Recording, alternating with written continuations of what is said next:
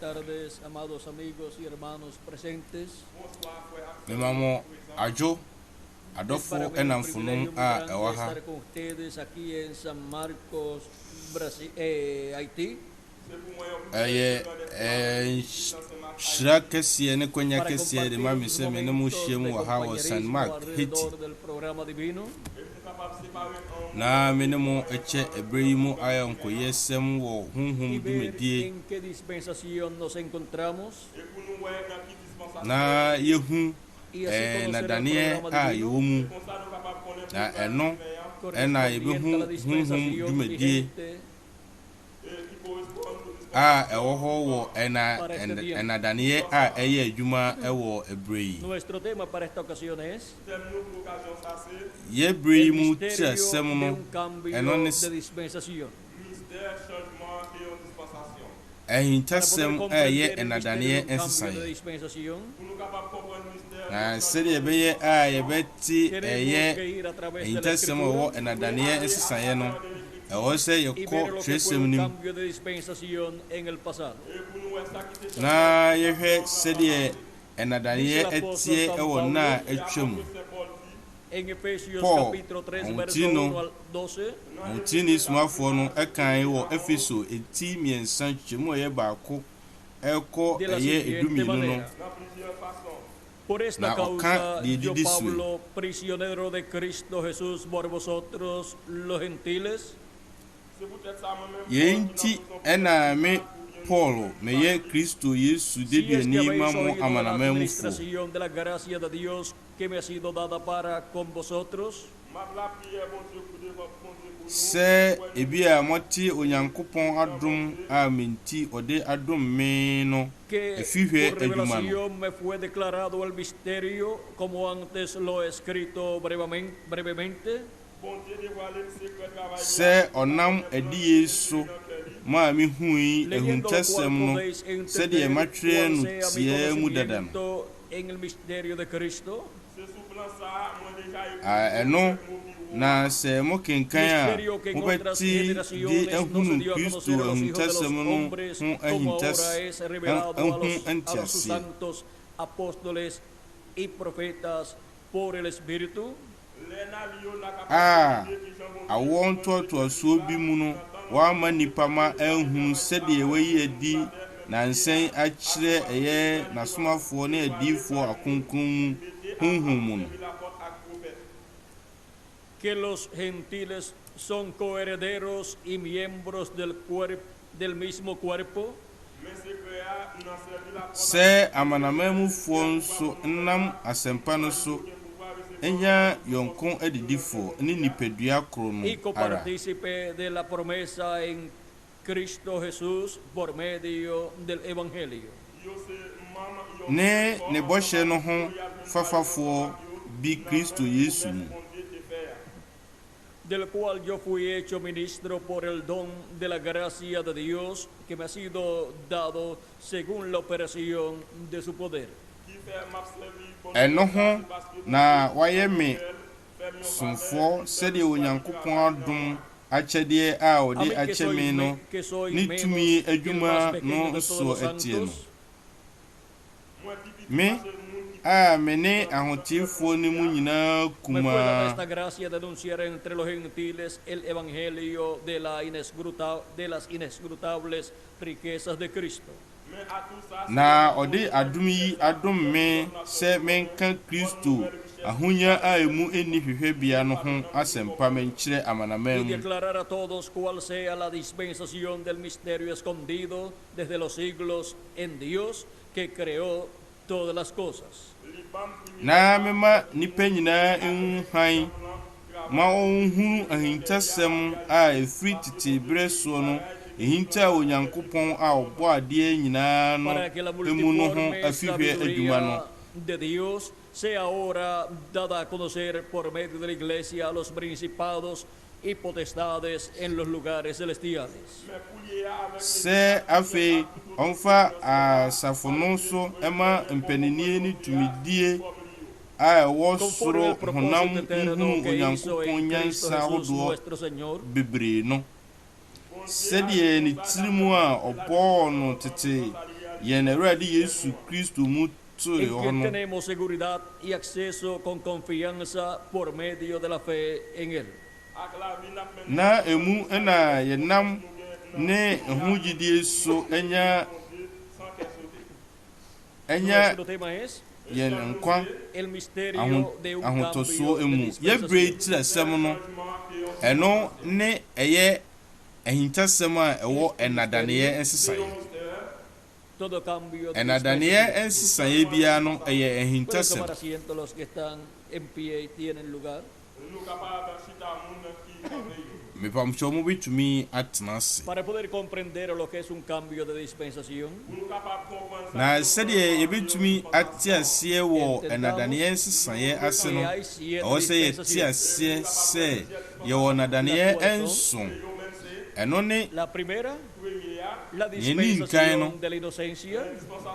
ɛyɛ ɛnadaneɛ a ɛnim hwee y Adán fue su profeta mensajero, na Adam na ɔno ne odiyifoɔ somafoɔ no portador del mensaje de la inocencia. a na okura ɛyɛ asɛm a ɛnim hwee Entendamos ɛwɔ sɛ que yɛte los aseɛ mensajeros sɛ dispensacionales saa ɛnadaneɛ asomafoɔ yi ɛyɛ es la adiyifoɔ clase de akɛseɛ profeta ɛno ne adiyifoɔ kɛseɛ a onyankopɔn ɛsoma y ba hay 7 asase yi so dispensaciones, na na yɛwɔ ɛnadaneɛ nson 7 profetas ɛno nti dispensacionales. ɛnadaneɛ adiyifoɔ nson En cuanto a profetas Ni nyinaa no. dispensacionales, na sɛdeɛ ɛnadaneɛ adiyifoɔ te no 7 profetas onyankopɔn ɛwɔ dispensacionales. ɛnadaneɛ Hemos visto adiyifoɔ cuál fue el nso profeta de la primera dispensación, na yɛhu neɛ ɔyɛ odiyifoɔ de ma ɛnadaneɛ edi nkan no na ɛyɛ luego la segunda odiyifoɔ Adam dispensación na ɛnadaneɛ ɛtɔ so mmienu no es la dispensación de la conciencia, ɛno ne ɛyɛ nadaneɛ a ɛyɛ nsusuɛ en el mmienu huerto del Edén. ɛwɔ berɛ a onipa hwɛ aseɛ wɔ Eden tuo no mu Y su mensajero, na ne somafoɔ no el profeta Set, ɔno ne odiyifoɔ hijo de Set Adán y Eva.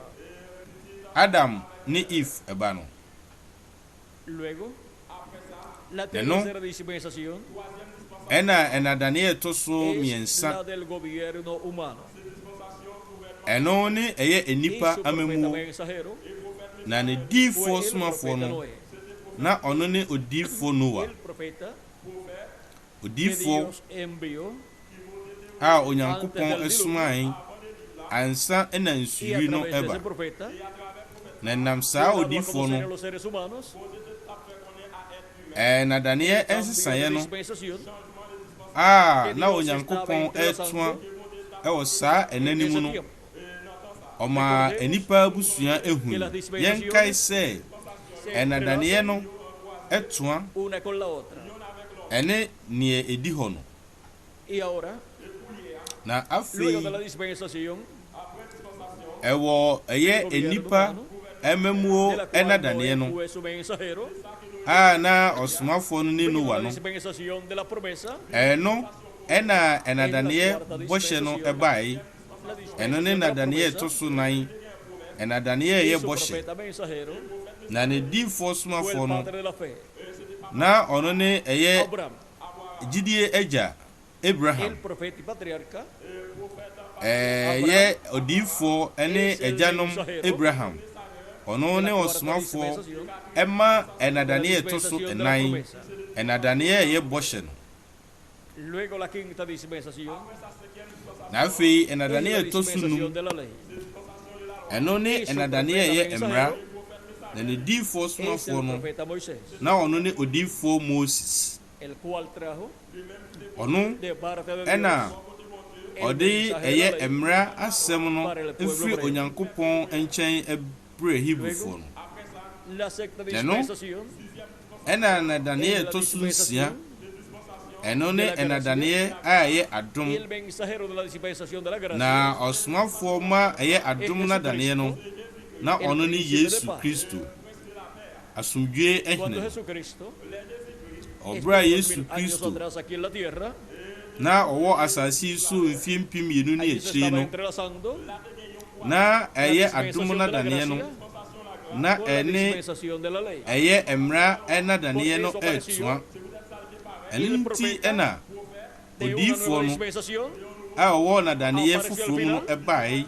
de la obai dispensación ewo que estaba eye llegando enadane a su a final. na eba no Apareció eba ewiye no al final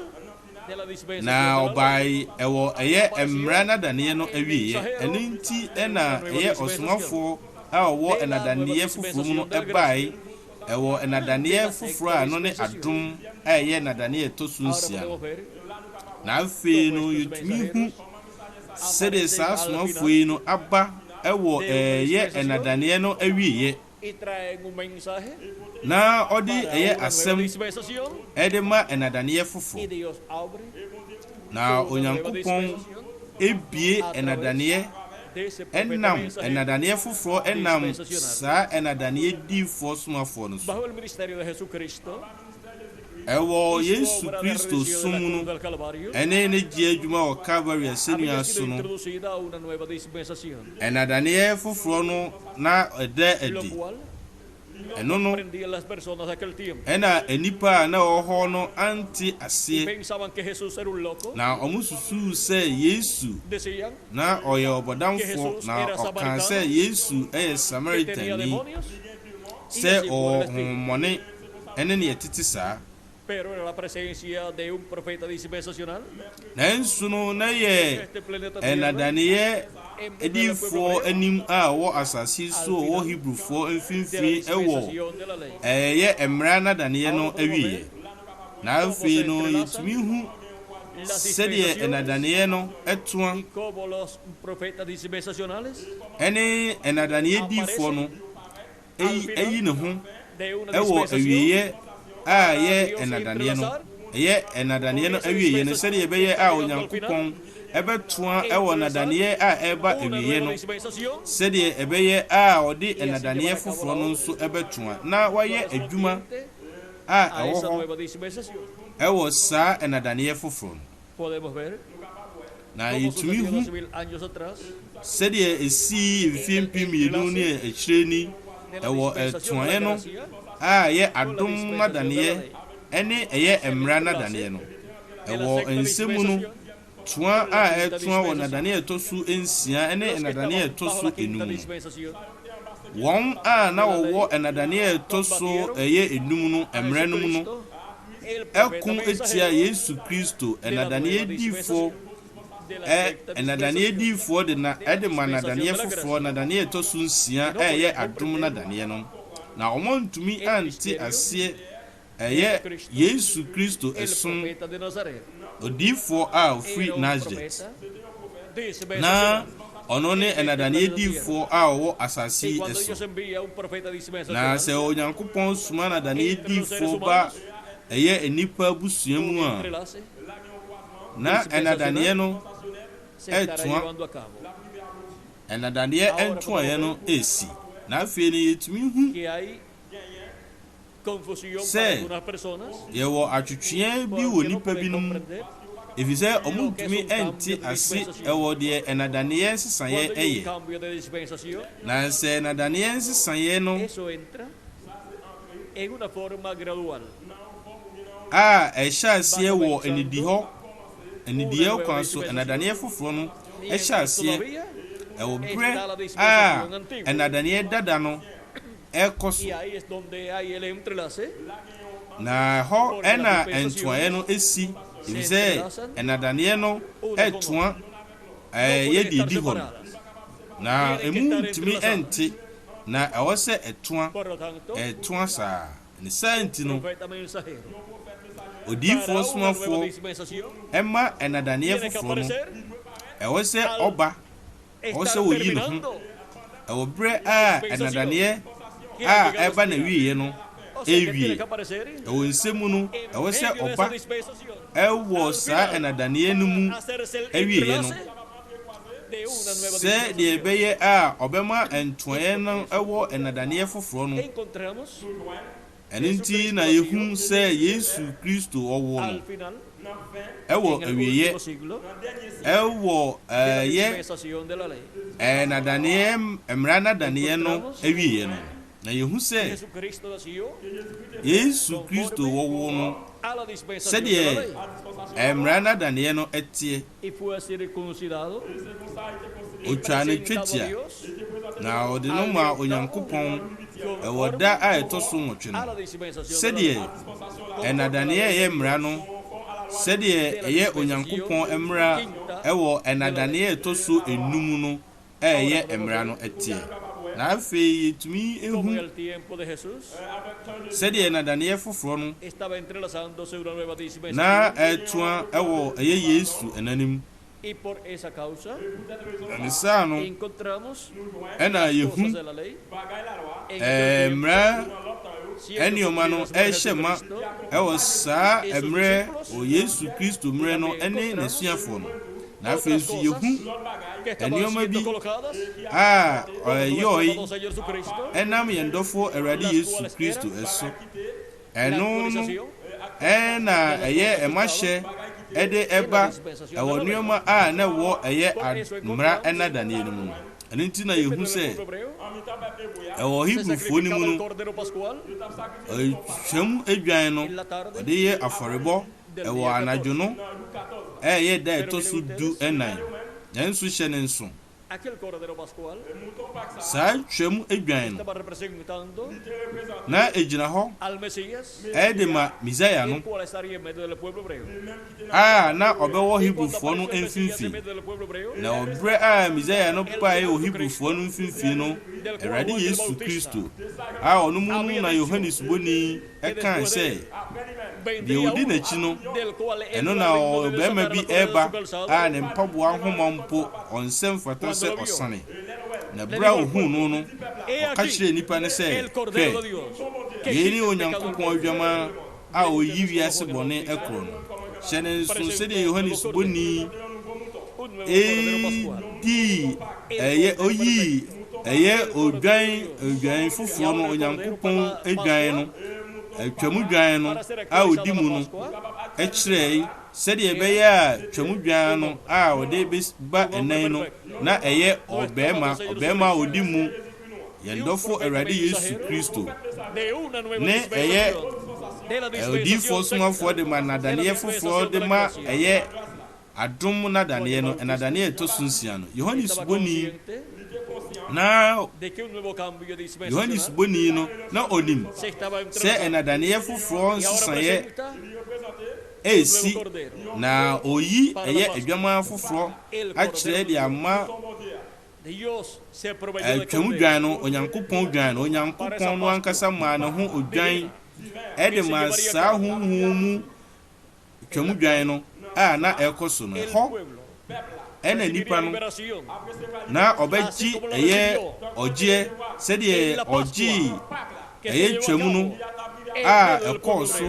ɛwɔ Hebrifoɔ emu ɛwɔ akyire hɔ ɛwɔ Misrim no ɛwɔ bere saa twamu no ɛkɔɔ so no ɛwɔ anopa no da ɛtɔ so 15 no Hebrifoɔ no ɛbae efiri nkɔyɛ mu Faro na wɔde wɔn ahyɛ ɛyɛ nkoasom nanso ɛyɛ anopa no a ɛyɛ twam ɛda no ɔmo kɔe a ɔmo di ɔho na afei no sɛ wɔbɛhyɛ ne nso a sɛdeɛ Yesu Kristo Onyankopɔn adwamaa no wayɛ ɛyɛ ɔgyeɛ ɛma Onyankopɔn mmarima ne ne mama na wagye yɛn ɛfiri ɛyɛ nkɔyɛ mu a ɛno na ɔbɔneɛfoɔ no a ɔno ne Faro a ɔwɔ wiase no wɔkura odi onipa asie na Onyankopɔn agye ne ma ɛnam ɛyɛ Kristo afɔrebɔ ɛwɔ Calvary asɛnnua ɛso no ɛno ne twam no a Hebrifoɔ no ɛyɔyi ɛwɔ Misrim na ɔde ɛhyɛ ɛma ɛwɔ neyi a wɔno ɛyɔyi wɔ afi ɛkɔ afi na ɔde ɛkae saa twam a ɛdi nkan a ɛsii ɛwɔ Misrim ɛwɔ ɛyɛ ɔgyeɛ Emma eye Hebrew efo no. Na afei so emre bia no a Hebrew fo no ayafi eko afi no na omu edi saa twemu afahye no. Na eye nkomhye se eye twemu a edimu ebeba eye dwama a edimu edema eye onyankopon mama ne ne mama agi se de ebeye a obegi won afri eye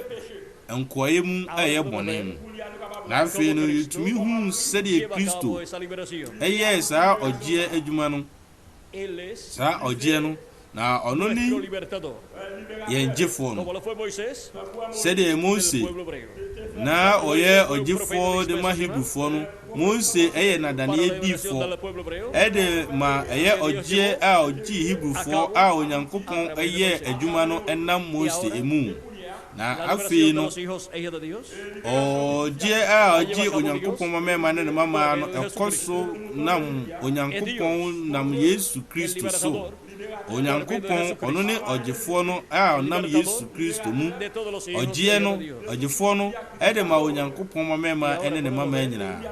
na afi no yutumi ehu se de esta liberación sa ogie no ekoso edi nkan no ewo ye hunhum ewo yemu produciendo el odi awo foforo no ebre onipa biara a watwe ne din wo adwama enkwa nwumanim ewo soro el cual llega a este planeta Tierra oba asasi eso ewo proyemu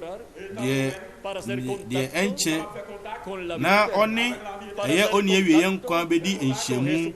na oni Yesu Kristo eni ewie nkwa no na oji eye neje oji neje se obeji awo foforo no se obeji Kristo se onu kuto ne nejefo na ohoro ne ho bone ewo Yesu Kristo ni mojanim yenjefo no na oji ne honhom konkron na saa no ena awo foforo no eye adwuma wo saafo a won twesem no frɛ won sɛ onyankopɔn mama ne ne mama onyankopɔn makan a watwe won din ɛwɔ soro ansa ena wɔhye ne wiase ase wɔn ena wapiti ɛwɔ asasi ɛso saa no ena wɔ ha ɛwɔ heti ɛwɔ onyankopɔn mama ne ne mama ɛwɔ ha na afei no obɛhyɛ ne nso sɛdeɛ awo foforo no ɛyɛ adwuma ɛno na Kristo ka kyerɛ Nicodemus ɛfa ho sɛ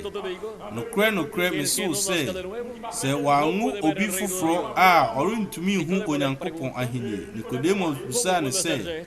ɛbɛyɛ dɛn na yei ayɛ hɔ onipa a wanyini no ɛbɛtumi akɔ ne ma ne na yam na wawo ne bio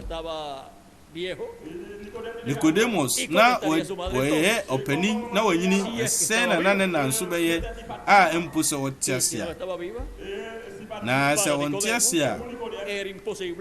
ɛntumi ɛnyɛ hɔ ma Nicodemus sɛ ɔbɛwɔ ne foforo ɛnsaa no ɛna na ɛntumi nyɛ hɔ sɛ ɔbɛtumi awura Onyankopɔn ahenni mu nanso Kristo ka kyerɛ no sɛ nokora so sɛ wanwo obi foforo a ɛwɔ nsuo ɛne honhom mu a ɔrentumi nwura Onyankopɔn ahenni mu na afei no ɔkasa kyerɛ no fa awo foforo no fi sɛ ɛnam awo a wɔwoyɛ ɛnam yɛ nane agya mu no na yɛnya nipadua a ɛporɔ deɛ ɛsɛe deɛ ɛnkyɛ nipadua na no na ɛmfa ho ɛwɔ deɛ nipadua no ɛte ɛyɛ deɛ porɔ na ɛyɛ deɛ ɛnkyɛ nso ɛyɛ nipadua a ɛnkyɛ nso nanso wobɛhyɛ ne nso a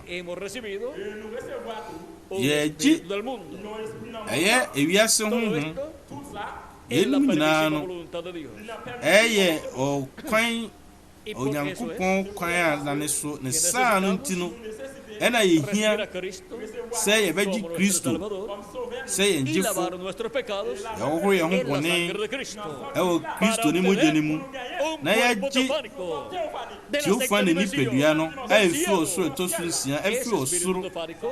saa llamado el Teofani ángel de honhom Jehová, a ɔfrɛ no acampa Awurade alrededor de bɔfoɔ los que le temen a y los defiende. ɛbɔ ne ho Es ban un cuerpo de kura otra wɔn dimensión. Un cuerpo como na ɔgye nuestro wɔn cuerpo ɛyɛ de acá de la nipadua tierra, a ɛfiri wiase foforɔ mu ɛyɛ nipadua te sɛ yɛ nipadua yi a ɛwɔ asase so nanso firi wiase foforɔ mu ne saa nti na Kristo desde que él ascendió ayɔ al cielo, ɔbrɛ a ɔkɔɔ so ɛfiri Pentecost da no ha estado ɛkɔ creando ɛno na esa nueva ɔbɔ creación saa abɔdeɛ foforɔ no a ɛyɛ Onyankopɔn mamɛma ɛne ne mama es el na nuevo nacimiento ɔde ɛyɛ awoɔ foforɔ no aba en los que tienen sus nombres wɔ wɔn a wɔtwerɛ wɔn din ɛwɔ soro wɔ en el libro de la vida del Cordero. adwama nkwa nwoma Y así ha estado creando ɛno no una nueva raza, ɛna wɔbɔ abɔdeɛ foforɔ que abɔdeɛ comienza a foforɔ ser creada a al ɛhyɛ creer en aseɛ Cristo sɛ como su ɔbɔ Salvador ɛwɔ sɛ wobɛgye Kristo sɛ ɔno nkutuo ne ɔgyefoɔ no wɔahoro ho bɔne wɔ Kristo ne mogya no mu na wagye ɛyɛ Kristo honhom un na ɛno no na onipa no agye honhom a ɛfiri wiase ɛtɔ so nsia wiase ɛtɔ so nsia no ɛyɛ paradise es que na recibimos yɛgye un nipadua cuerpo ɛfiri saa cuando wiase no hemos mu nacido de nuevo. ɛwɔ berɛ a wɔbɛwo yɛn El cristiano foforɔ muere, na va a sɛ vivir kristoni no ewu a ɔkɔ so tena ase wɔ wiase a ɛtɔ so nsia a ɛyɛ paradise no ɛwɔ saa ne Teofani nipadua no mu y soro en el nipadua día no postrero na wɔde edi akyire Cristo no ha prometido para esas personas Kristo ahyɛ bɔ ama saa ɛfoɔ no a wɔn ɛkɔ no ɛfiri asase ɛso de irse habían na creído en Cristo como su wɔn Salvador. a wagye a ɛyɛ wɔn a wagye Kristo ansa ɛna wɔkɔ no hyɛ ne nso San Kristo Juan ne bɔhyɛ no capítulo 6, Ɛwɔ verso Yohane 39 al 40 dice, eti nsia nhyehyɛmu a ɛyɛ aduasa nkron ɛkɔ y esta es la aduanan no voluntad del Padre, ɔka sɛ el que me envió, na yei ne nea ɔsomaa me que de todo lo n'apɛdeɛ que me diere no pierda yo nada, sɛ deɛ ɔde ama me nyinaa no mema mu bi nyira na menyane wɔn ɛda a ɛdi akyire no la comisión que Dios le ahyɛdeɛ dio a no Jesús a Onyankopɔn es de que maa todos los Yesu creyentes en él ɛne sɛ ne mu agyidifoɔ nyinaa no hayan partido, a ɔno sean ɛkɔ no resucitados en el ɔbɛsɔre día postrero. ɛwɔ da ɛdi Sigue akyire diciendo, en el na verso toa 20, so ka sɛ y esto es de la voluntad tie del que me ha aduanan no. enviado, na yei ne deɛ ɔsomaa me n'apɛdeɛ sɛ obi biara a ohunu ɔba no na ɔgye ne di no ɛnya daa nkwa y yo le resucitaré en na el día menyane postrero. no ɛda a ɛdi akyire no ¿Cómo obtenemos vida eterna? sɛn na yɛnya ho ne awie nkwa ɛne sɛ wobɛgye Kristo sɛ ɔno nkutuo ne ɔgyefo na ɔhoro ho bɔne wɔ Kristo ne mogya no mu na wagye ɛyɛ ne honhom kronkron no saa no ɛna yɛgye ɔne awieɛ nkwa Y si nuestro cuerpo físico muere, na sɛ yɛn honam nipadua yi no hay ewu ningún a problema. ɔhaw ɛni Tenemos hɔ un cuerpo teofánico. yɛwɔ De la sexta Teofani dimensión, nipadua ɔsoro nipadua a ɛwɔ y soro vamos ɛtɔ en so ese nsia cuerpo teofánico na wɔ saa ɔsoro nipadua no yɛkɔ so al ɛtena paraíso, ase que ɛwɔ es la sexta paradise dimensión, a ɛno ne ewiase ɛtɔ para so en el nsia día no postrero, sɛdeɛ ɛbɛyɛ a ɛda ɛdi akyire no ɛyɛ mfinhyia mpem nson mu no en cuerpos yɛbɛsɔre eternos. ɛwɔ ɔne awie nipadua Pero mu si permanecemos aquí en la tierra, ɛnso yɛkɔ so tena ase wɔ asase yi so a yɛte ase a na yɛagye Kristo sɛ ɔno y nkutuo hemos ne yɛn lavado nuestros gyefo a pecados en la sangre de na Cristo, yɛahohoro yɛn ho bɔne wɔ Kristo ne y hemos mogya no mu recibido su a Espíritu Santo, na yɛagye ɛyɛ ne honhom kronkron no a ɛno na wawo yɛn foforɔ que na cuando bɔhyɛ los no ne muertos en sɛ Cristo resuciten, na sɛ Kristo no mu awufoɔ sɔre a nosotros seremos yɛn transformados. Y yɛbɛsesa entonces tendremos na ɛno no ɛna yɛbɛnya ɔne awieɛ honamdua na Kristo mu awufoɔ nso ɛbɛsɔre ɛwɔ ɔne awieɛ ya nipadua no nunca más morirá. na ɛno na ɔmo enwu biom anaa ɔnyare Tendrán un ebiom cuerpo perfecto. na ɔmo bɛwɔ nipadua edi mu ɛno ne nipadua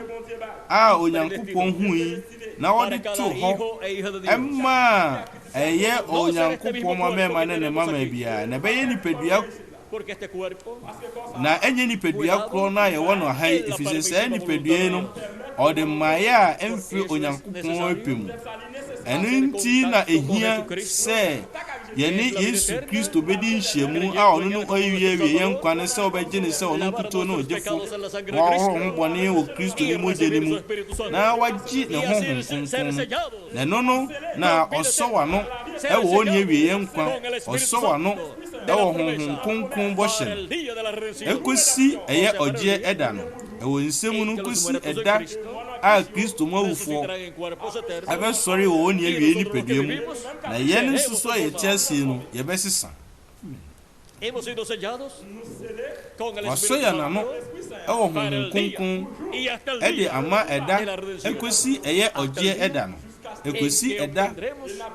a ɛno ɛna yɛbɛgye nipadua foforɔ no ɔne wie nipadua no efisɛ abayɛ no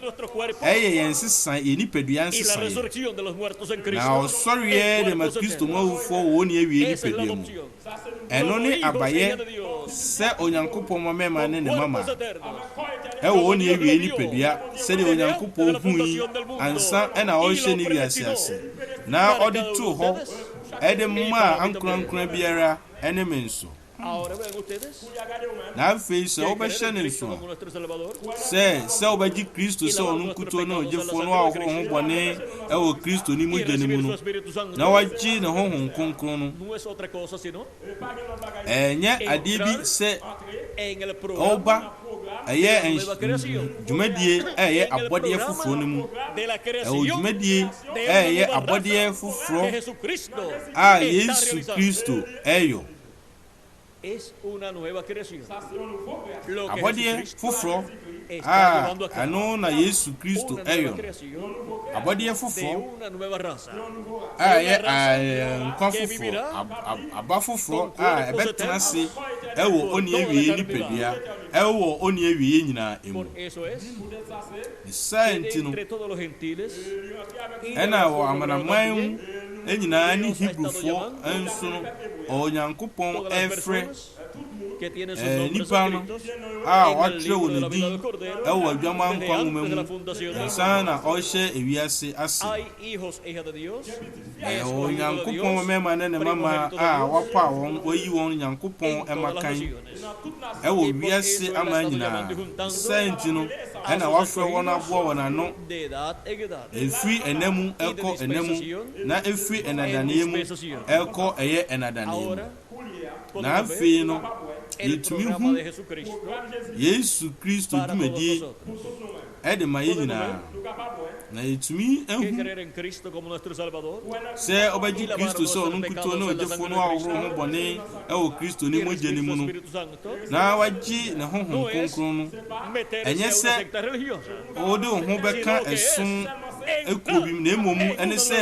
wobɛwura abɔdeɛ foforɔ mu abɔdeɛ foforɔ a yɛ abɔdeɛ foforɔ a Yesu Kristo ɛbɔ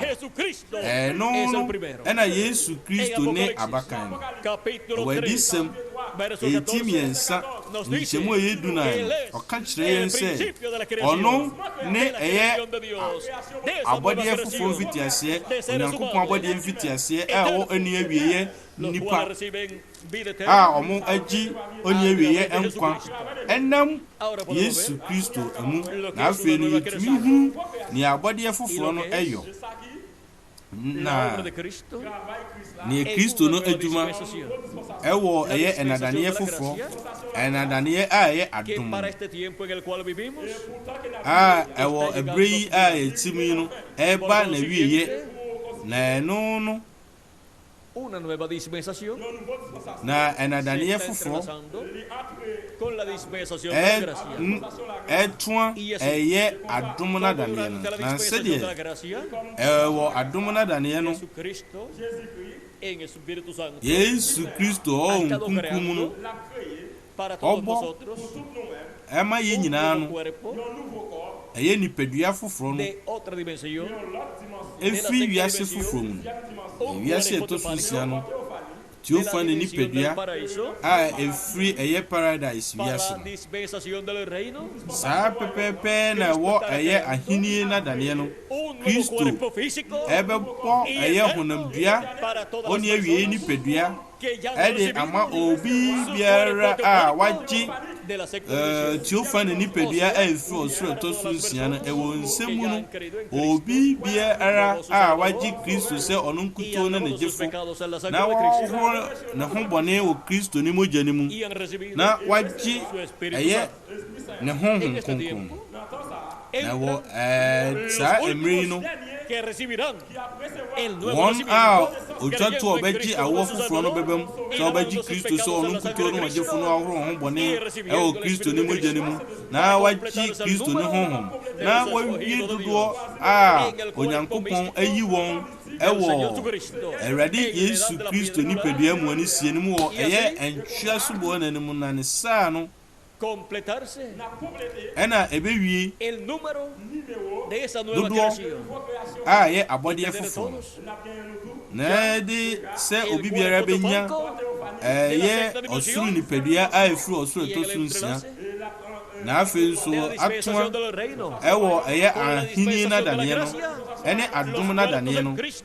ɛde ma Kristo mu awufoɔ sɛ ɔmo bɛsɔre na yɛn nso a yɛte asie no yɛbɛsesa ɔmo bɛsɔre ɛwɔ wɔn awie nipadua mu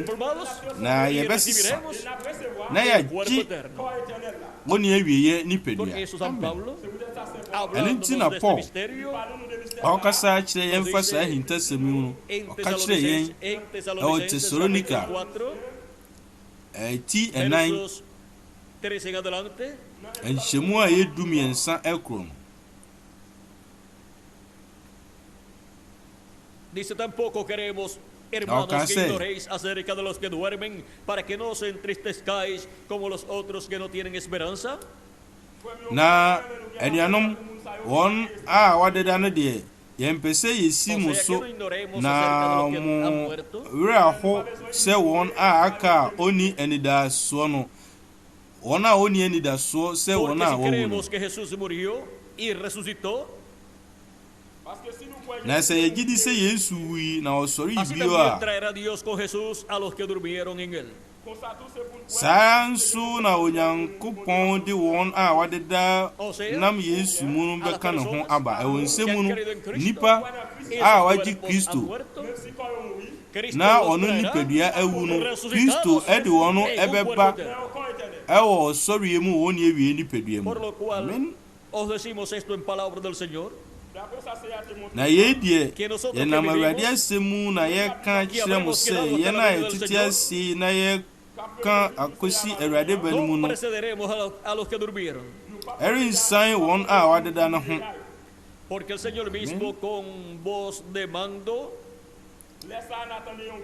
Ɛfiri sɛ Awurade no ara deɛ osebɔ ɔbɔfo panin ne Onyankopɔn totorobɛnto firifiri bɛsane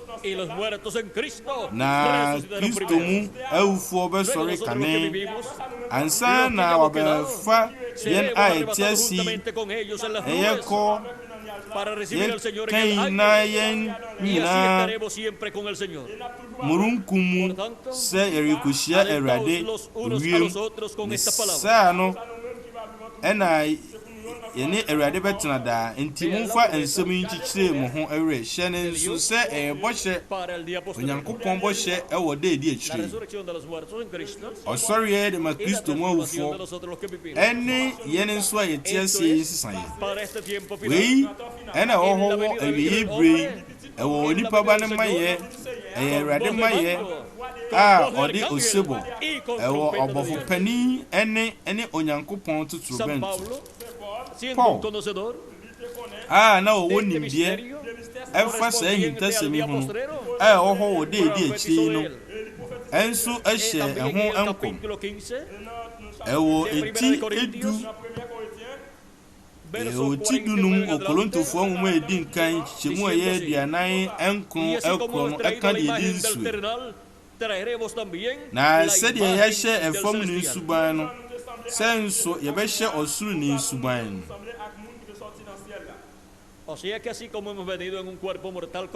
Ɛwɔ nsɛmu no sɛdeɛ yɛaba wɔ nipadua a ɛporɔ deɛ ɛnkyɛ yi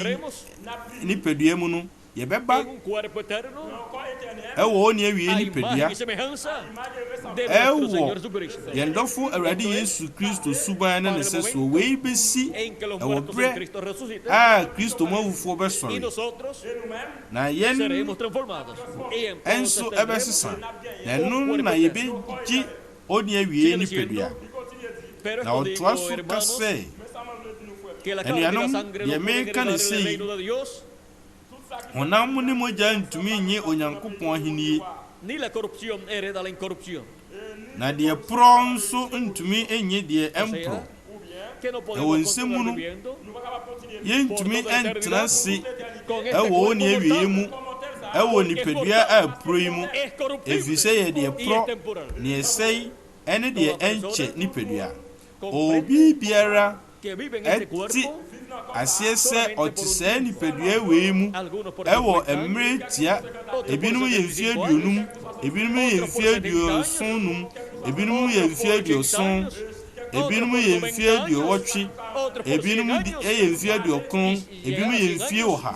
eso es un milagro. na sɛ eduru Porque mfie este ɔha cuerpo a temporal ɛno na yɛ anwadeɛ fi sɛ wei yɛ nipadua a ɛnkyɛ nipadua a ɛporɔ na ɛkɔ so ɛporɔ ɛkɔ so sɛe y a medida ɛnyini que se va poniendo viejo, na sɛ ɛnyini no las células del cuerpo na nipadua no akɔ a no no se van reproduciendo na ɛnso como se reproducían ɛnyɛ cuando te sɛ éramos deɛ unos ɛyɔ niños. ɛwɔ berɛ a ne yɛyɛ mmɔfra no Después, anaasɛ mpo yɛyɛ mabunu no na akyire no na su hasta que ketewa el cuerpo ɛne ketewa ɛkɔsi se sɛ ve muy viejo. nipadua no y ɛbɛnyini después na ɛno no na ɛwu y va para el cementerio. na afei no ɛkɔ asama Por no eso es que ne tenemos que saa nti comprender no ɛna ɛwɔ sɛ yɛte para aseɛ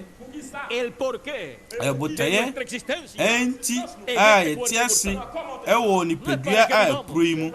ɛnyɛ sɛ yɛbɛtena ase Una vida sin sentido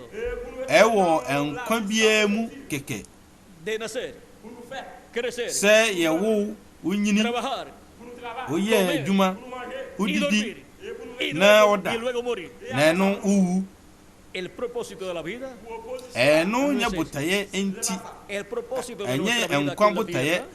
yɛn nkwa botaeɛ wɔ asase yi so ɛwɔ nipadua a ɛporo yi mu no ɛno ne sɛ hagamos contacto con la vida yɛne eterna. ɔne awieɛ nkwa bɛdi nhyiamu sɛdeɛ ɛbɛyɛ a yɛbɛtena ase wɔ nipadua foforɔ mu ɛwɔ ne awie nipadua mu na yɛyɛ te sɛ Awurade Yesu Kristo nipadua Awurade Yesu Kristo suban ne sɛsoɔ ɛno ne botaeɛ a ɛwɔ asase yi so ne saa nti na Kristo kaa sɛ monhwehwɛ Onyankopɔn ahennie ɛne ne tenenee ɛno ne adeɛ ɛdi nkan de ma wɔ nipa biara sɛdeɛ ɛbɛyɛ a ɔne ɔne awieɛ nkwa no bɛdi nhyiamu na wagye ɔne awieɛ nkwa sɛdeɛ ɛbɛyɛ a ɔbɛtena ase wɔ ɔne awieɛ mu wɔ nipadua foforɔ ɔne awieɛ nipadua na ɛno no ɛna ɛbɛyɛ te sɛ yɛn dɔfo Awurade Yesu Kristo suban ne ne sɛsoɔ ɛmfa ho ɛwɔ deɛ saa nipadua yi no ɛte ɛyɛ deɛ ɛnkyɛ na ɛyɛ deɛ porɔ nanso yɛwɔ nipadua foforɔ a Yesu Kristo ɛwɔ ɛde ma ankorankora biara ɛne me nso men ɔne awie nipadua ɛno no ɛna biribiara no a Adam ne Eve ɛhwereeɛ no ɔbɛsiesie na afei yɛn nyinaa no yɛbɛyɛ yɛte sɛ Awurade Yesu Kristo obi biara no a wakenkan Atwerɛsɛm no apɛ sɛ ɔbɛyɛ te sɛ Awurade Yesu Kristo na ɛno ne Kristo ne botaeɛ sɛ yɛn nyinaa no yɛbɛyɛ sɛ ɔno saa nti no ɛna ɔbɔ adeɛ foforɔ ɔbɔ abɔdeɛ foforɔ ɛyɛ dwumadie ɛyɛ abɔdeɛ a ɛyɛ aba foforɔ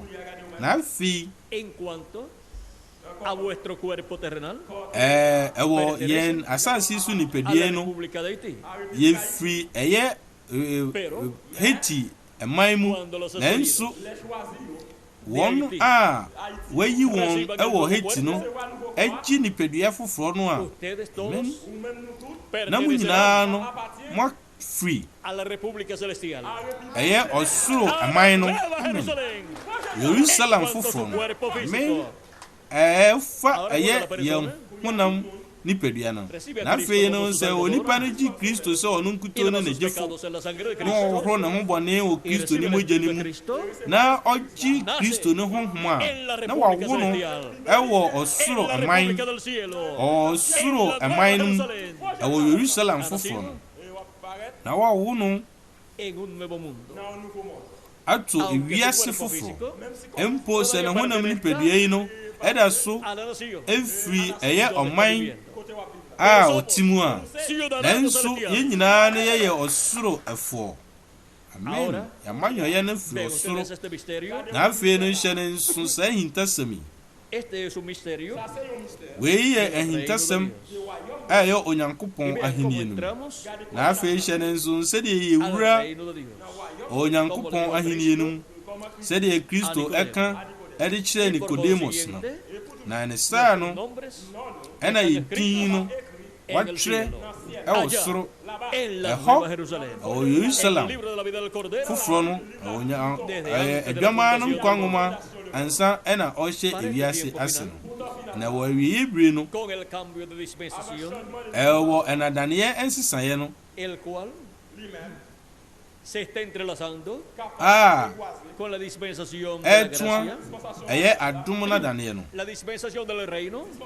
ɛyɛ ahennie nadaneɛ no dispensación a no ne ɛnadaneɛ ɛtɔ so nson con la a dispensación del ɛtoa reino. ɛyɛ adom nadaneɛ no Y Cristo, na en este kristo capítulo ɛwɔ 15 de Corintios, eti donde korintofoɔ nos habla nwoma eti du enum no ɛno na ɔka kyerɛ yɛn semejantes a imagen de sɛ Cristo, yɛbɛyɛ te sɛ nos habla kristo cosas que suban son ɔka para una kyerɛ yɛn nneɛma dispensación. a ɛde ma ɛyɛ Todo lo ɛnadaneɛ relacionado foforɔ no biribi a biara la a resurrección de ɛhyɛ los muertos y ɛyɛ la transformación de kristo nosotros ma que awufoɔ vivimos sɔreɛ ɛne yɛn a yɛte aseɛ no ɛsesaeɛ no a a una ɛwɔ nueva hɔ dispensación. ɛde ma A la ɛyɛ dispensación del ɛnadaneɛ reino. foforɔ ɛde ma ahennie nadaneɛ no Para este entrelace, na veamos afei wobɛhyɛ ne nso a las cosas que estarán sucediendo. nneɛma a ɛbɛsi a ɛtoa paul ɛtoa so ka sɛ Es un na misterio hwɛ meka mo ahintasɛm ɛyɛ onyankopɔn ahenni no mu ahintasɛm a no na paul ɛkasa no ɛfa todos ho dormiremos, yɛn nyinaa yɛrenna que no ɛwɔ todos nsɛm vamos a no morir, ɛnyɛ yɛn nyinaa na yɛbɛwu pero Amen. todos seremos transformados. na O sea, yɛbɛsakyera pero todos ɛwɔ nsɛm no vamos a tener un cuerpo eterno. yɛn nyinaa bɛnya ɔne awieɛ nipadua Una transformación yɛn los que a estamos vivos yɛte ase y los muertos a yɛgye en yɛn Cristo sesaeɛ cuando resucita na kristo mu awufoɔ ɔberɛ a ɔmobɛsɔre no ɔbɛsɔre ɛwɔ ɔne awie nipadua mu sigue diciendo na afei toa so ka sɛ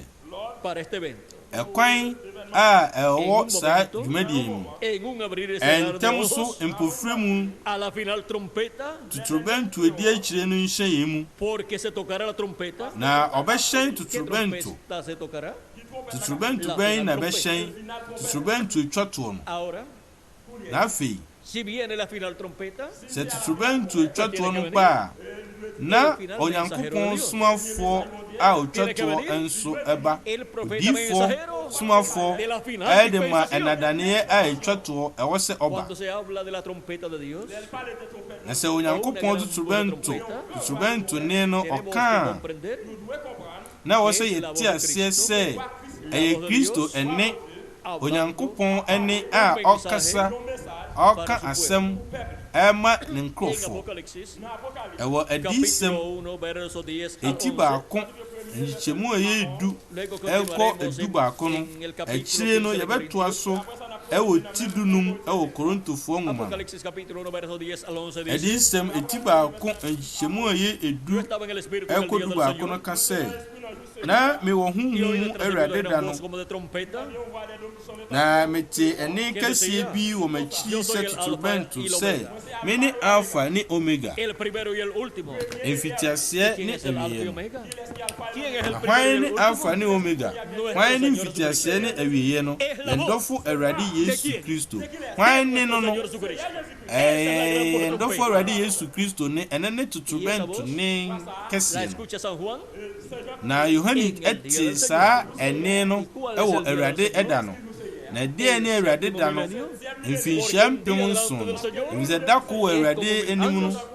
eti se mfinhyia pem ede mayen wa asasi eso Peter nguma tosu mienu nchemu yensa konwotwe na ka se dako awurade enim no mfinhyia pem na fe so nyom tie de okron nchemu nan odifo mosi enso edi saa adikudie ho adanse tutubentu ne kese no eno ni Kristo ne la gran voz de trompeta kasa ena daniel asem achire yen hablándonos ena wo awurade da no mfinhyia mpem nson de una gran voz de trompeta na tutubentu ne kese no oka na okasa afa ena daniel asem onyankopon ne Kristo okasa achire yen na omaye na daniel asem na se ede achire no ewo etwa ye ahini na daniel ne adom na daniel no no na ene tubentu ne kese asem ahini asem pashe no ne tubentu ne kese na tubentu twoto tubentu ahini asem pa y ahora na fi so be shene nso para este tiempo final tubentu no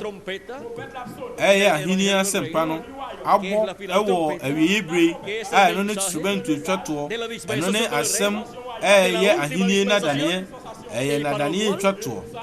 na ne sai intino ena asem na daniel twoto na daniel tosun so no eba eno ne na daniel difo eno ne opofo ready Yesu Kristo eno na Yesu Kristo ka se mi Yesu na mesu me bofo so medi mu nioma yi ho adanse ewo asafo ni ewo disem etiaduonu mienu chichemu yedunsia no Yesu Kristo kan wo adisem eti9 chichemu yeba akokron frubra na me nchiro nioma etwese eba ente na afi no so obehye ne nso no na o masa ofrei se obeba ne wowo ne okasa se tubentu ne capítulo 4 de Apocalipsis oka wedi 79 y a una puerta abierta en el cielo chino mehwe na hwe wahini opono e soro na ne ameti kane se tubentu ene mekasa ene se sube acá frubra na menchiro de chase yenum achiri no eba ¿qué dice esta voz? die na sani eka kasa frubra ehimfa na osi ekudu ose yeko baby na kasa frubra efri enemu ko nemu no onyankopon ma no akọ enna ewo de ma wo na wo sa emri no ntwa subo na no ewo de ma yen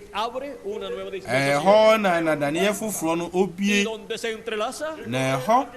la dispensación del reino ena daniel ahini na daniel no ene adom na daniel no etua ho na o se yekudu se eti Kristo nene okasa kire yen onioma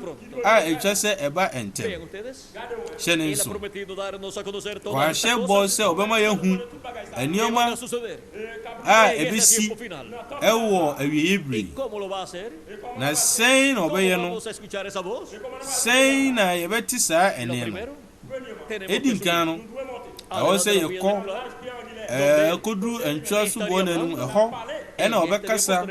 akire yen odedi akire na ho na daniel fufuro ahini na daniel no na daniel tosunsun ni ye adum na daniel no etua ewo ensemu no na daniel tosunsia na se de wakasa ewo aponde de animu enam adifo so no ewo na daniel bia na odi na daniel eni no eno no obekasa enam na daniel difo so ewo ye entwa subo enanu eni ye ahini na daniel ewo sa ye twa enam saa odiifoɔ no so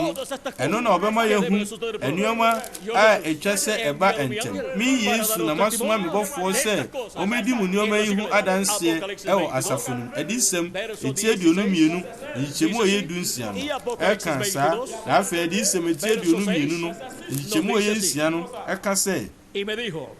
na ɔka kyerɛ me sɛ nsɛm yi wom na ɛyɛ nokorɛ na Awurade adiyifoɔ ahohom Nyankopɔn no asoma ne bɔfoɔ sɛ ɔmɛkyerɛ ne nkoa deɛ ɛtwa sɛ ɛba ntɛm adɛn nti na wasoma ne bɔfoɔ somafoɔ sɛ ɔmɛkyerɛ ne nkoa nneɛma a ɛtwa sɛ ɛba ntɛm ɛkwan biara ni hɔ a ɔbɛfa so ahu nneɛma a ɛbɛsi ɛwɔ deedi akyire agye ɛnam Awurade Yesu Kristo bɔfoɔ no a wasoma no sɛ ɔmɛdi adanseɛ ɛwɔ nneɛma a ɛtwa sɛ ɛba ntɛm ɛwɔ ɛyɛ ntoayɛ ɛyɛ ahenni nadaneɛ ne adom nadaneɛ yi mu amen wei ne mmerɛ a ɛyɛ ahenni nadaneɛ no ɛne ɛyɛ adom nadaneɛ no ɛtoa na Kristo ne no sɛ totorobɛnto ne kɛseɛ no ɛbɔ na ɛma yɛhu ɛkyerɛ yɛn wɔ nneɛma a ɛtwa sɛ ɛba ntɛm saa totorobɛnto ne kɛseɛ no totorobɛnto twɔtoɔ no ɛno ne ahenni asɛmpa ɛyɛ Kristo ne ɛnam ne bɔfoɔ somafoɔ mu na ɔma yɛhu nneɛma a ɛtwa sɛ ɛba ntɛm na ɔfrɛ boa no wɔn a Onyankopɔn ayi wɔn ɛnam saa totorobɛnto ne kɛseɛ sɛdeɛ Yesu Kristo kae wɔ Mateo eti 29 nkyɛmu a ɛyɛ 32 no na ɔbɛsoma n'abɔfoɔ wɔde totorobɛnto a ne so aba waboaboa wɔn a ɔayi wɔn na afei wobɛhyɛ ne nso sɛdeɛ wɔn a Onyankopɔn ayi wɔn a ɔbɛboa wɔn ano nam totorobɛnto ne a ɛbɔ wɔ deedi akyire ne so ɛno ne totorobɛnto twɔto totorobɛnto twɔto no totorobɛnto no ɛbɛbɔ na wɔn a wɔawu deda no ɛbɛsɔre deɛ mporɔ ɛwɔ nsɛm no wɔn a wɔawu no bɛsɔre wɔn ne awie nipadua mu wɔn a wɔagye Kristo sɛ wɔn nkuto ne wɔn gyefo ansa na ɔwu no wɔahoro ho bɔne wɔ Kristo ne mogya no mu na wɔagye ne honhom kronkron ɛno no ɛna wɔn honam nipadua yi ewu na wɔn kɔtena ase ɛwɔ paradise ɛwɔ wɔn soro nipadua mu Teofa ne nipadua efiri ɔsoro ɛtɔ so 6 wɔn ɛwɔ hɔ a ɔno twɛn ɛyɛ ɔsɔreɛ no a ɛno ɛna ɛbɛyɛ bɔhyɛ no ɛwɔ totorobɛnto twɔtoɔ no na deɛ ne totorobɛnto twɔtoɔ no asɛm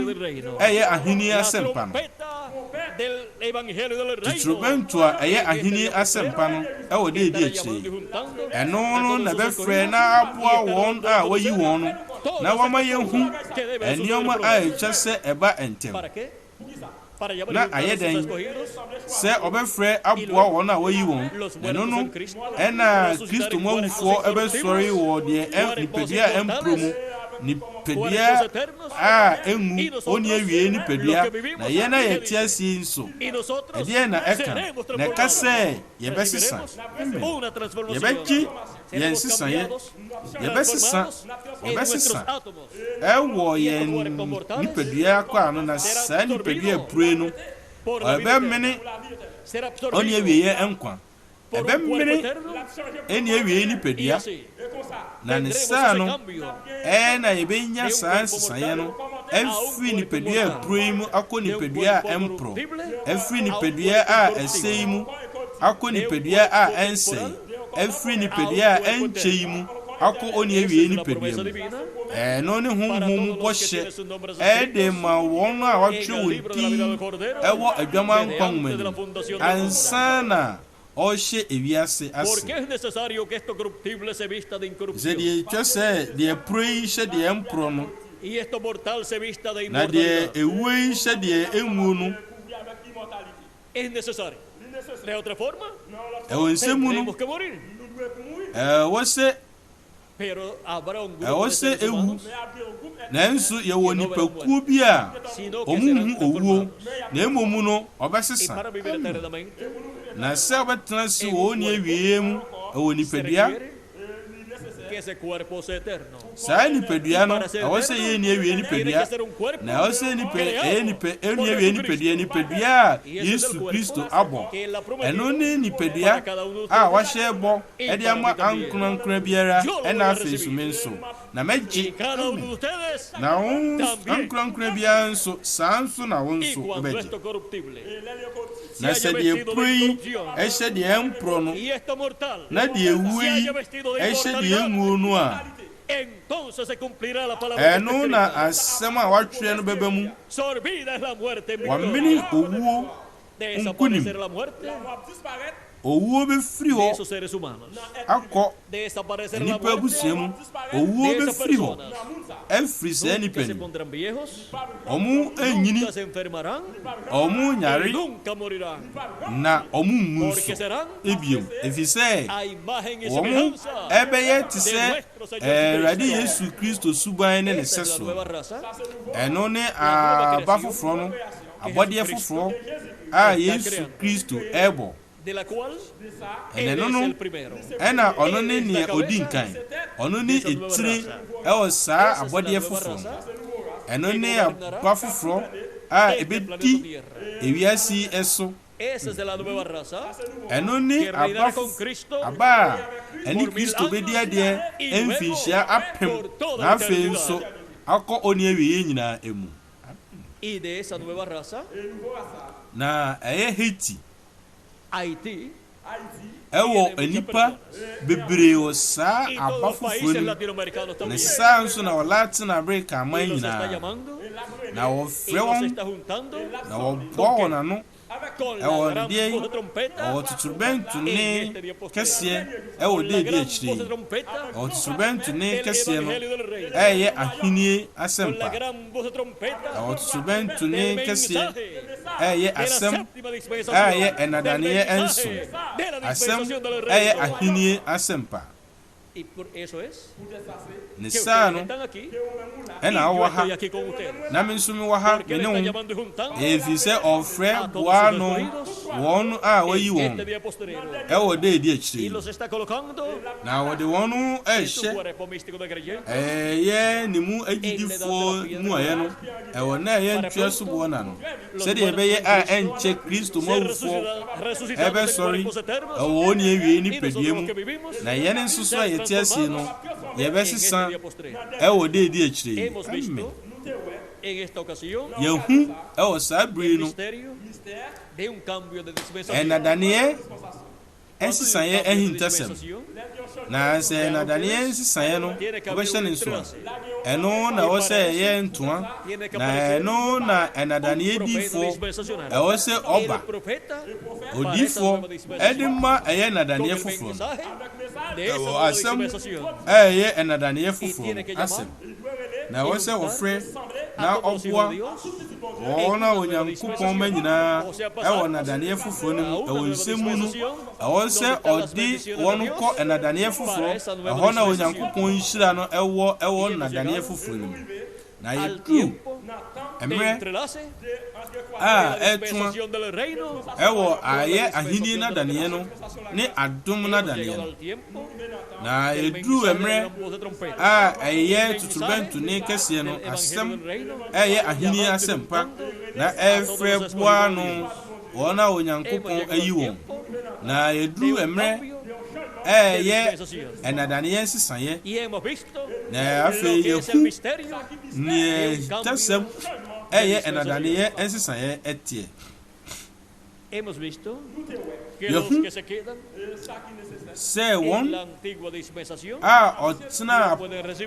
ɛnadaneɛ dada no mu no ɛntumi anye mfasoɔ a Onyankopɔn wɔ ɛnadaneɛ foforɔ no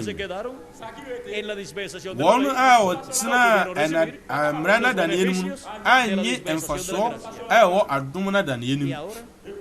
na afei sɛ wobɛhyɛ ne nso a wɔn a wɔkɔ ɛyɛ adom nadaneɛ no mu no na ɛwɔ nadaneɛ foforɔ a ɛde nhyira kɛseɛ ɛbrɛw ɛno ne ɛyɛ ahenni nadaneɛ ɛno na ɛde nhyira nyinaa a ɛwɔ Onyankopɔn ahenni no ɛba sɛdeɛ ɛbɛyɛ a yɛbɛgye yɛn sesaeɛ yɛn a yɛte ase na Kristo mu awufoɔ no ɛbɛgye ɛyɛ ɔnsɔreɛ wɔ ne awie nipadua mu na wɔkɔ adwama awareɛ apontoɔ ɛwɔ soro na wɔwɔ hɔ mfie mmiɛnsa ne fa yɛne Yesu Kristo wɔ saa afahyɛ no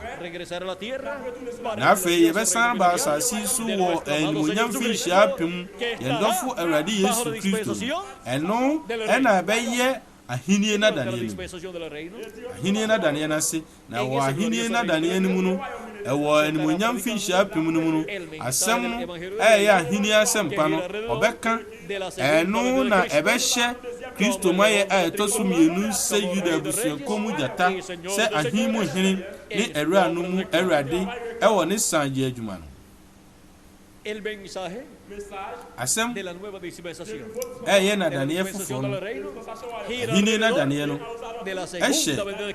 Kristo mayɛ ɛtɔ so mmienu sɛ Yuda abusuakuo mu gyata sɛ ahen mu hene ne ɛwura no mu Awurade ɛwɔ ne sangye adwuma no ɔdedi akyire ɛwɔ toa ɛyɛ adom ahenni nadaneɛ no ne adom nadaneɛ no ɛyɛ ɛnadaneɛ ɛnsesaeɛ yɛhu neɛ ɛnadaneɛ ɛnsesaeɛ ɛte ɛne nhyira a ɛwɔ hɔ ɛwɔ ɛnadaneɛ ɛnsesaeɛ no mu ɛde ma wɔn a wɔwura ɛnadaneɛ foforɔ no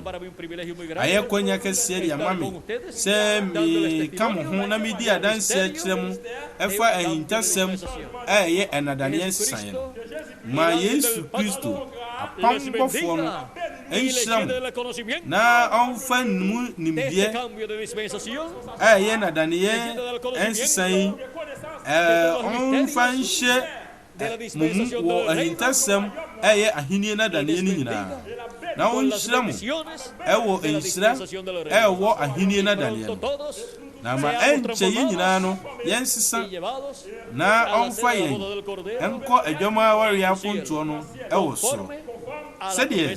Onyankopɔn bɔhyɛ asɛm ɛteɛ ɛwɔ ne awie din de Yesu Kristo amen ne amen.